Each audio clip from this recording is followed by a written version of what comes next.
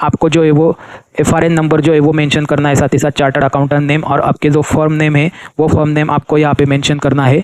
याद रखिए स्टैंप, इस सिग्नेचर स्टैंप के अंदर आपके फर्म का नाम होता है, चार्टर्ड अकाउंटेंट लिखा हुआ रहता है, FRN लिखा हुआ था, जब सील होता है राउंड सील उसमें आप firm name, chartered accountants, firm registration number, membership number, आप कंपाइलेशन एंगेजमेंट के लिए इस तरह का स्टैंप जो है वो बना सकते हैं, जिसमें आप जो ITR के अंदर गिवन टू स्टैंप जो है वो आप सेल्फ अटेस्टेड स्टैंप के साथ यूज कर सकते हैं। जैसे कि कोई डॉक्यूमेंट आपने किसी को दी है तो गिवन टू, यहाँ पे गिवन टू में उसका नाम आएगा जिसको आपने डॉक्यूमेंट दी है। और दोस्तों आज के इस वीडियो में हम देखेंगे कि CA फर्म के लिए किस तरह के स्टैंप्स और सील बनाना ज़रूरी है।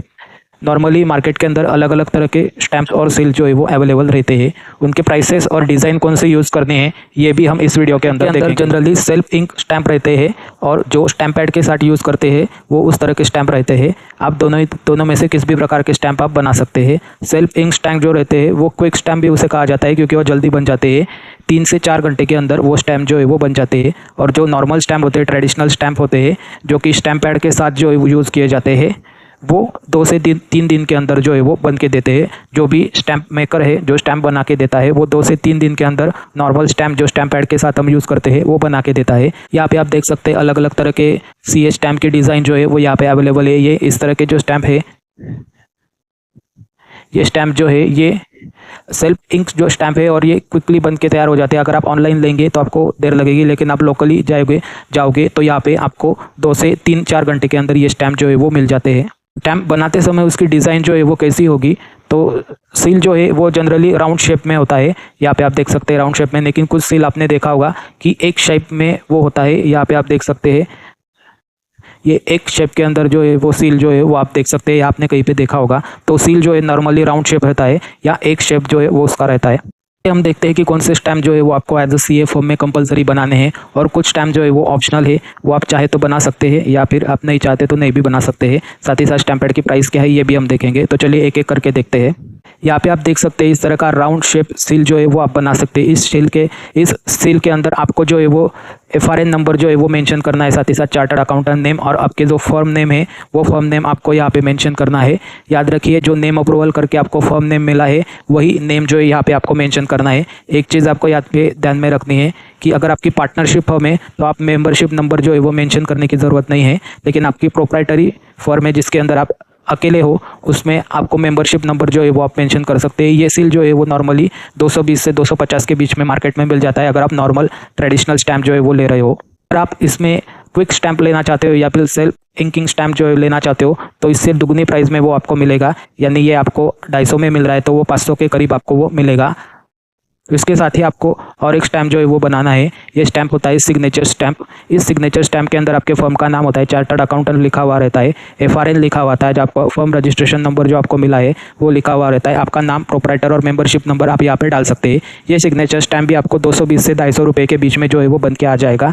टोटल आपको सिग्नेचर स्टैंप और आपके फर्म का सील जो है वो 440 यानी 450 के करीब जो है वो मिल जाएगा। ये नॉर्मल स्टैंप है, स्टैंप पैड के साथ जो यूज़ करते हैं हम, ये वो वाले स्टैंप है, ये आपको 450 के करीब ये आपको मिलेंगे। अगर आप सेल्फ इंकिंग स्टैंप लेने जाओगे तो वो स्टैंप जो है वो आपको करीबन इससे दुगनी प्राइस में जो है वो मिल सकते हैं। 800-900 रुपये दोनों स्टैंप के लिए आपको लग सकते हैं।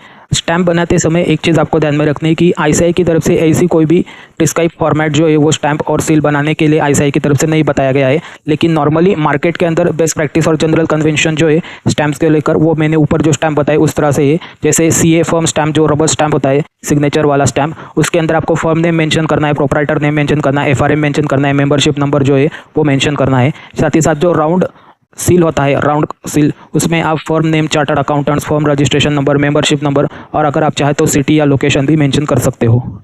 यहाँ पे इंपॉर्टेंट गाइडलाइन या कंसिडरेशन स्टैंप बनाते समय याद में रखने वाले हैं वो ये है कि फर्म नेम अप्रूवल जो है आपने जो लिया है ICAI के साथ वही नेम जो है वो आपको स्टैंप और सील के अंदर यूज़ करना है। अगर आपने GST रजिस्ट्रेशन लिया है तो GST नंबर आप ऑप्शनली यूज़ कर सकते हो स्टैंप के अंदर। और साइज़ और कलर जो है वो नॉर्मली ब्लू या ब्लैक इंक रहती है। जैसे सेल्फ इंक जो स्टैंप रहते हैं उसमें आपको कौन से कलर की इंक चाहिए वो आपको पहले बताना पड़ता है, तो वो जो है वो आपको ब्लू या ब्लैक इंक में आप ले सकते हो।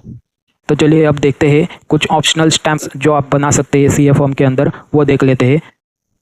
जो ऑप्शनल स्टैम्प कुछ आप बना सकते हैं, उसमें आप कंपाइलेशन एंगेजमेंट के लिए इस तरह का स्टैम्प जो है वो बना सकते हैं, जिसमें आप जो ITR के अंदर जो स्टैम्प या सील देते हैं उसके ऊपर आप इस तरह का स्टैम्प जो है वो लगा सकते हैं। ये स्टैम्प जो है वो नॉर्मली 130 रुपये से 150 160 रुपये तक बन के आपका आ जाएगा। इसमें आप देख सकते हैं जब भी आप कोई ITR तो आप स्टैम्प नहीं कर सकते, लेकिन जो भी balance sheet profit and loss account आप बना रहे हैं नॉन ऑडिट केस में, उसमें वो कंपाइलेशन एंगेजमेंट के तहत आता है। उसमें आप इस तरह का स्टैम्प जो है वो ऑप्शनल स्टैम्प में आप डेट का स्टैम्प जो है वो बाय कर सकते हैं। डेट्स का स्टैम्प जो है वो रेडीली अवेलेबल रहता है। जिस भी दुकान पे आप जाओगे वहाँ पे ये डेट का स्टैम्प रेडीली अवेलेबल रहेगा। ये 70-80 रुपये में आपको रेडीली मार्केट में अवेलेबल मिल जाएगा। या फिर और भी स्टैम्प आप ऑप्शनल स्टैम्प में सेल्फ अटेस्टेड स्टैम्प जो है वो ले सकते हैं। ये सेल्फ अटेस्टेड स्टैम्प जो है ये भी रेडीली अवेलेबल रहता है। जैसे ही आप जाओगे उनके पास जो स्टैम्प बेचने वाले हैं उनके पास ये अवेलेबल रहता है, तो आप जैसे ही जाते हैं वैसे ही ये सेल्फ अटेस्टेड स्टैम्प जो है वो ले सकते हैं। इसके अलावा सेल्फ अटेस्टेड स्टैम्प के साथ ये और एक स्टैम्प आप ले सकते हैं, गिवन टू और फॉर, इस तरह का स्टैम्प जो है वो आप ले सकते हैं। ये गिवन टू स्टैम्प जो है वो आप सेल्फ अटेस्टेड स्टैम्प के साथ यूज़ कर सकते हैं। जैसे कि कोई डॉक्यूमेंट आपने किसी को दी है तो गिवन टू, यहाँ पे गिवन टू में उसका नाम आएगा जिसको आपने डॉक्यूमेंट दी है, और फॉर में जिस पर्पस के लिए आपने वो डॉक्यूमेंट दी है उस पर्पस का नाम आएगा। जैसे आपने कोई डॉक्यूमेंट बैंक को दिए तो गिवन टू उस बैंक का नाम, और फॉर द पर्पस, यानी यहाँ पे आप लिख सकते हैं कि KYC के लिए दिए, लोन पर्पस के लिए दिए, यहाँ पे आप लिख सकते हैं, जिससे कि आपका डॉक्यूमेंट का मिसयूज जो है वो नहीं होगा। इस तरह के ऑप्शनल स्टैम्प्स जो है वो भी आप बना सकते हैं। इसकी प्राइस जो है वो सेल्फ अटेस्टेड स्टैम्प जो है वो आपको 40 से 50 रुपये में बन के आ जाएगा। साथ ही साथ जो गिवन टू का स्टैम्प है जो मैंने आपको यहाँ पे बताया वो 100 से 120 रुपये में मिल के आपको मिल जाएगा। इस तरह के स्टैम्प जो है दोस्तों आप अपने CA फॉर्म के अंदर बना सकते हैं। इसके अलावा भी आप और स्टैम्प बना सकते हैं। जैसे कोई पेमेंट या रिसिप्ट आपको मिलती है तो रिसिप्ट के लिए रिसिप्ट स्टैम्प जो है वो आप बना सकते हैं। इसके अलावा अपने नाम का स्टैम्प जो है वो भी आप बना सकते हैं। दोस्तों अगर आपको ये वीडियो पसंद आए तो इस वीडियो को लाइक ज़रूर करिएगा और कमेंट में बताइए अगला वीडियो आपको किस टॉपिक के ऊपर चाहिए।